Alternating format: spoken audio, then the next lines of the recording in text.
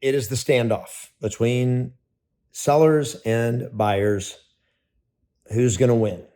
While the masses spend their days dominated by doubt, distraction, and dead ends, the masters go through their day on fire. My friend, welcome to the Fire Zone. Hey there, it's your coach, Kevin Ward, with your Fire Zone message of the day. And we are seeing this more and more of buyers and sellers who are in a standoff. Sellers think they hold all the cards.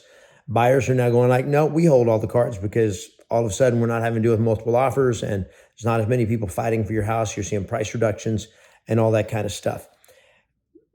Here's what I want you to think about as you deal with the changes that are happening in the market. What's difficult is not the changes. What's difficult is the emotional adjustment, the mental adjustment that sellers are having to go through when their property is not worth what they thought it was worth, and when it could be actually going the other direction. And now all of a sudden they're still wanting to hold on to, well, I thought my house was worth more. Zillow said this, my Zestimate says this, my neighbor said this, my friend said this, they did this, they sold their house for $270,000 above list price last month, and all kinds of stuff that may or may not be true. But the problem is their emotions are very much tied into it. And so this is going to become an issue as we go forward with the changing market. This happened back in 2008, 2009, 2010. When the change first starts happening, sellers don't get it. Okay, they're still holding on to the idea of the old days. Buyers get it right away because it's to their favor. So you're like, aha, cards are in our hands now. Sellers are going like, not so fast, cards are still in our hand. They don't want to let go of this quickly. So what happens is you get caught in the middle of this when you have a listing.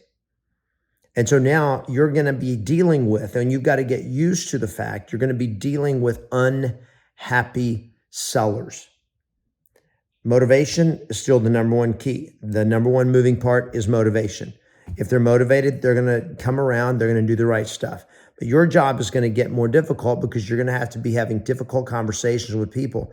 And those sellers are going to be going through the 5 stages of grief. Okay, and to just put it simply, the first stage of grief is denial. Yep, they're going to be in denial that the market's actually going down and that they can't get what they want. Number 2, they are going to be angry. And guess who's going to get the brunt of that? You are going to get the brunt of that. So my friends, 1, you're going to have to get better and used to straightforward conversations, telling sellers the truth and being okay with them being unhappy about it. You've also got to put yourself on their side. So 1, always tell them the truth. Okay, always tell them the truth. Number 2, reassure them and reaffirm for them that you are on their side. I get it. I'm as unhappy about it as you are. I hate what's happening to the market. I know it's frustrating because unfortunately, this is what the market is doing. The market always determines and dictates the price of a home. Unfortunately, you don't get to dictate it. I don't get to dictate it. How we market it doesn't dictate it, because our marketing is getting it exposed to everybody. So it's all out there. Buyers are seeing it, but the buyers are saying it's not worth it anymore. So you got to be willing to tell them the truth, straightforward conversation. You got to be willing to handle their anger and keep it about the market. And finally, is you have to maintain your certainty and confidence that I get it, but this is the way it is. That if you get in there like, I don't know what to do, I don't know what's happening, I can't.